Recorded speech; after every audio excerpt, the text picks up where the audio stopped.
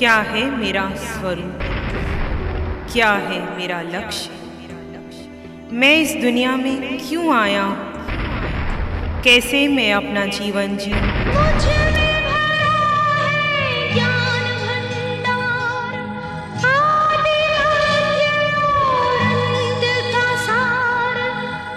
शिवाचार्य श्री जी द्वारा प्रतिपादित आत्म ध्यान शिविरों में मैं आत्मा हूँ, मैं आत्मा हूँ। अरिहंत परमात्मा महाविद्य क्षेत्र में विराजमान, जिनकी अनंत अनंत कृपा हम सब पर बरस रही है, उस प्रभु की अनंत करुणा, अनंत मैत्री, अनंत ज्ञान को अनंत अनंत नमन, प्रार्थना, कृतज्ञता के भाव। प्रभु तिन्नानंग तारियानंग बुद्धानंग बोह्यानंग मुत्तानंग मोयगानंग स्वनंग स्वदर्शिनंग। प्रभु स्वयं तिर चुके हैं, औरों को तार रहे हैं, स्वयं बोधि को प्राप्त हो चुके हैं, औरों को बोधि दे रहे हैं। तीनों लोगों को एक साथ जानते और देखते हैं, सबकी मंगल की कामना, सबको संसार सागर से पार होने के लिए उनका लक्ष्य, उनका उपदेश रहता है। उस प्रभु की अनंत करुणा, अनंत मैत्री, अनंत ज्ञान, अनंत साधना को अनंत अनंत नमन, प्रार्थना, कृतज्ञता के भाव। शासनपति भगवान महावीर, जिनका धर्म शासन, धर्म संघ, धर्म तीर्थ में हम सब धर्म का अमृत पान कर रहे हैं, उनकी वाणी सुन रहे हैं, उनके बताए हुए मार्ग पर चल रहे हैं। प्रभु की साधना, ज्ञान, तप, क्षमा के प्रति अनंत अनंत करुणा और मैत्री को अनंत अनंत नमन, प्रार्थना, कृतज्ञता के भाव। प्रभु इस पंचम काल में हमारे पास नहीं है, वो सिद्ध, बुद्ध और मुक्त हो चुके हैं, परंतु उनकी वाणी, उनका ज्ञान, उनकी साधना, उनकी क्षमा, उनकी मैत्री आज भी हमारे पास है। उनके द्वारा हम भी उसी मार्ग पर पहुंच सकते हैं जिस मार्ग पर भगवान महावीर ने वो बताया। समकत पराक्रम के अंदर चर्चा चली है, एक एक विषय को लेकर के प्रभु उसकी गहराई तक समझाते हैं। आज हम चर्चा करेंगे सब भाव पचखाने नंग भनते जीवे किम जनई। हे भगवान, सद्भाव अर्थात समस्त योगों को रोकने रूप क्रिया मात्र का त्याग करने से जीवात्मा को क्या लाभ होता है। सब भाव पचकाने नंग अनित्यंग जनई, अनित्यंग परिवन्ने ये अनगारे चत्तारी कम्मनसी कवई तंजा वे निजंग आऊंग नामंग गोयंग तय पच्छा से जय बुझई मुचई परिनिभाई सब दुखान मंतंग करई।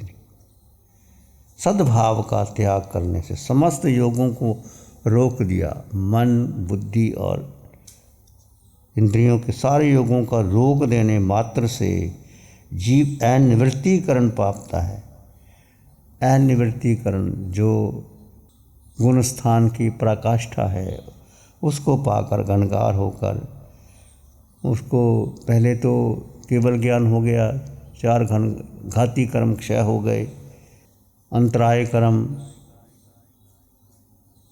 अनंत ज्ञान, अनंत दर्शन, अनंत सुख और शक्ति प्रकट हो गई।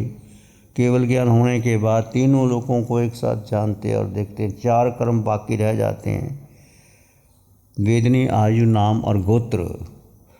उस कर्मों को अनिवृत्तीकरण को प्राप्त कर, जो पहले हुई नहीं वो अनिवृत्तीकरण को प्राप्त कर केवली होकर बाकी बचे हुए कर्मांशों को, आयु, वेदनीय, आयु 8 ही गुण हैं और 8 ही कर्म हैं, एक एक गुण पर कर्म लगे हुए हैं। जब व्यक्ति सिद्धशिला जाना है तो सारे कोई कर्म नहीं, कोई काया नहीं, आत्मा की शुद्ध अवस्था सिद्धशिला की है। ये आपका लक्ष्य होना चाहिए, मेरा लक्ष्य होना चाहिए कि हमें जीवन में इस संसार का अनंत काल तक संसार में हम भ्रमण कर रहे हैं, अनंत अनंत जन्म ले लिए हमने, क्या पाया? कभी सुख, कभी दुख, कभी पुण्य किया देवलोकों में चले गए और कम पुण्य हुआ तो मनुष्य बन गए, पुण्य किया तो राजा महाराजा बन गए, वहाँ भी किसी पर युद्ध किया, किसी को मारा, किसी को काटा, फिर माया की तो पशु बन गए, नरक निगोद में चले गए, पाप किया, भारी भारी पाप किया। ऐसे मनुष्य हम सब 4 गति 84 लाख जीवा योनियों में भ्रमण कर रहे हैं। इस भ्रमण से हमें अंतिम हमारा लक्ष्य क्या होना चाहिए? क्या कभी आपके मन में विचार आता है कि आया ही नहीं? जाएंगे, जल्दी क्या है, अभी तो ये कर लें, वो कर लें, ऐसा कर लें, वैसा कर लें। ऐसा विचार आता है कि एकदम विरक्ति वैराग्य भाव आ जाता है कि मुझे संसार से कुछ नहीं चाहिए, क्या करना है, क्या लेना है। बोलो कैसे कैसे भाव आते हैं आपके मन में? आपकी अंतर की दशा क्या कहती है? एक है लिख सिद्धशिला, जो 26 दिवलोकों को पार करके ऐसे चंद्रमा की तरह 45 लाख योजन की लंबी चौड़ी सिद्धशिला, वहाँ जाकर के सिद्ध ठहरती। जैन दर्शन में जो सिद्धशिला का वर्णन आता है, और किसी दर्शन में ऐसी अवस्था नहीं आती जो भगवान कहते हैं कि सिद्धशिला में जीव काया नहीं, कर्म नहीं, शुद्ध अवस्था में जीव जीव में जाकर के ठहर जाता है, वो है सिद्ध अवस्था। तो क्या उसका विचार आया? कितनी बार आया? कब आया? क्यों आया? नहीं आया? कभी उस अवस्था की कल्पना नहीं की कैसे सिद्ध भगवान अनंत सुख में लीन है और मैं भी जाकर के सिद्ध बनूंगा। एक दीवर प्रयास, जैसे आपको दुकान में जाना होता है, फैक्ट्री में जाना होता है, काम करना होता है, तो क्या छोड़ देते हैं आप? क्या विचार आता है? नहीं जाता, क्या करना जाके, नहीं आराम करता हूँ, नहीं क्या करना जाकर, नहीं कर दिया था। एक तीव्र लक्ष्य होता है कि मुझे जाना ही है, नहीं दुकान पे जाऊंगा तो दुकान नहीं खुलेगी, तो ग्राहक कैसे आएंगे, धंधा कैसे होगा, माल कैसे बिकेगा। इतना माल पड़ा हुआ है, उसको निकालने के लिए मुझे अवश्य जाना ही है।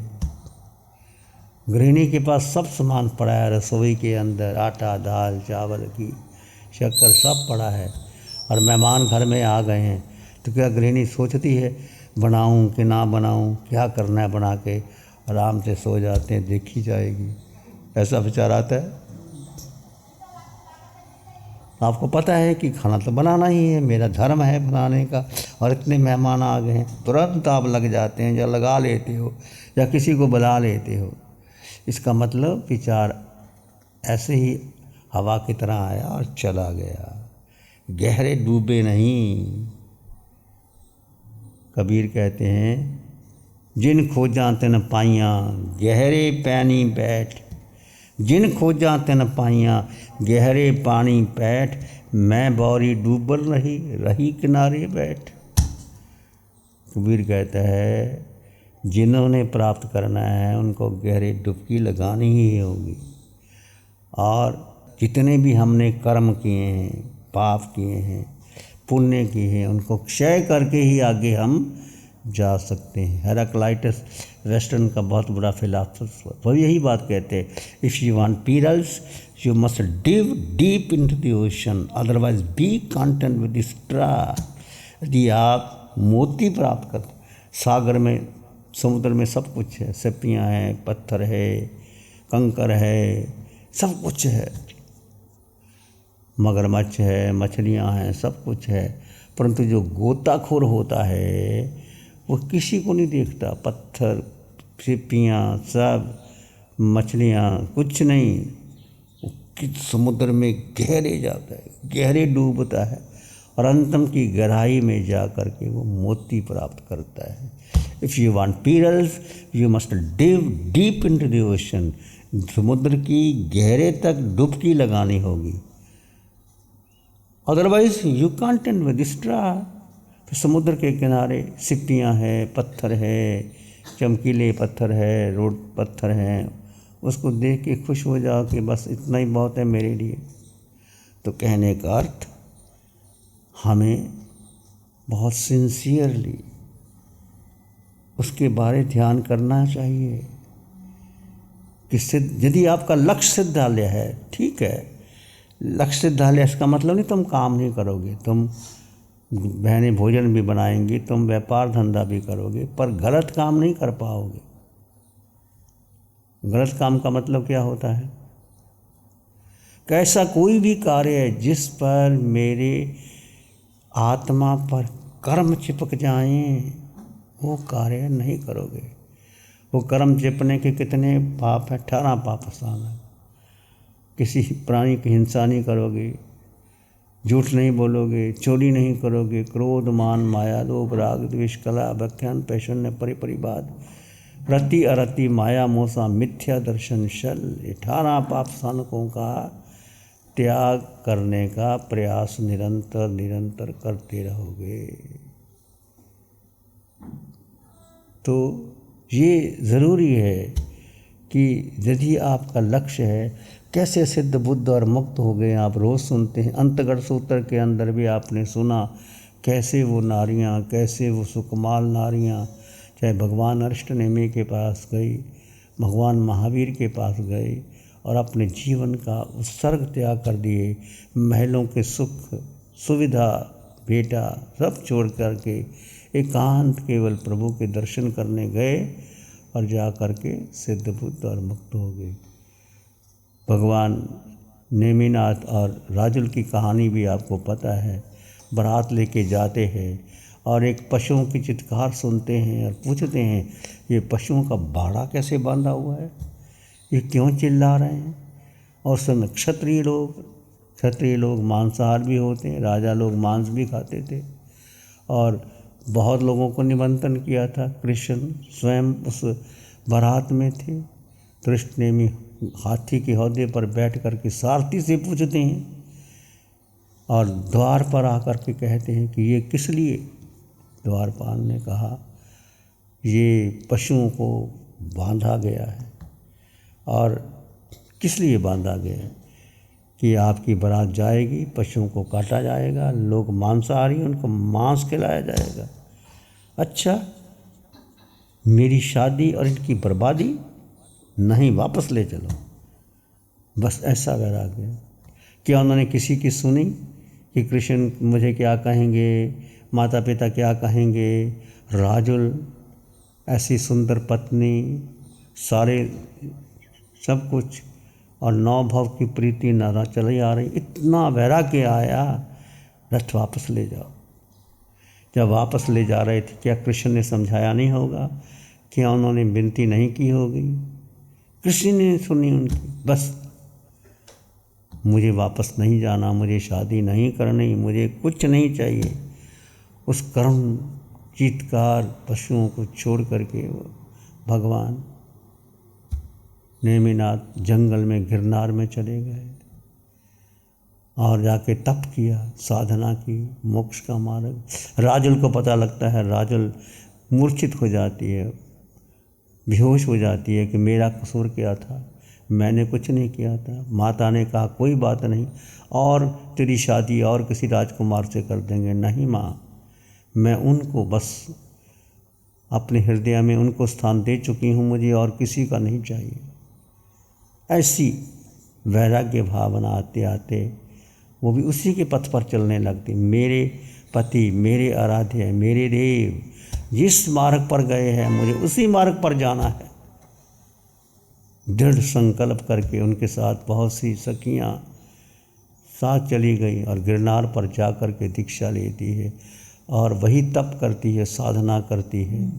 और कैसे उन्हें आपने वो कहानी भी सुनी है कि बरसात का मौसम आया, पर्वतों के ऊपर गई, भयंकर घोर बरसात थी, बादल गरज रहे थे, दिखाई नहीं देता था किसी को। सब सतियाँ अलग अलग हो गई। साध्वी वो किसी गुफा में जा कर के छिप गई और वस्त्र भीग गए थे, वस्त्रों को उतारने लगी। उधर से रथनेमी गुफा में ध्यान कर रहा था, उनका ही छोटा भाई। उन्होंने रूप को देखा तो निमंत्रण दिया, आप जैसी रूप मनी लो शादी कर लेते हैं फिर आएंगे। कैसे धिक्कारा उसको, धिक्कार है तुझको, तू मैं वमन किए हुए कुछ चाटना चाहते हो तुम, मैं त्यक्ता हूँ, तेरे भाई के द्वारा छोड़ी हुई हूँ और तुम मुझे चाहता है। तुम किस कुल का है और मैं किस कुल की हूँ? विचार कर, चिंतन कर। फटकारा उसको और उसके होश आ गए। राजकुमार थे, खानदान व्यक्ति थे और उसी समय क्षमा मांगी कि मेरी विचार गलत थी और रथनेमी को रास्ते पे लगा दिया और वो आगे बढ़ गई। तो ये कहानी कितनी प्रेरणादायक कहानी है। नमो अरिहंतानंग, नमो सिद्धानंग, नमो आर्यानंग, नमो वज्रायनंग, नमो लोय सब सावनंग, धम्म मंगल मुखी ठम अहिंसा संयमो तब देवावित्तं नमं संति जस धम्म श्यामन। श्री चत्तारी मंगलम, अरहंता मंगलम, सिद्धा मंगलम, साहु मंगलम, केवली पाणत्तो धम्मो मंगलम। चत्तारी लोग उत्तम, अरहंता लोग उत्तम, सिद्धा लोग उत्तम, साहु लोग उत्तम, केवली पाणत्तो धम्मो लोग उत्तम।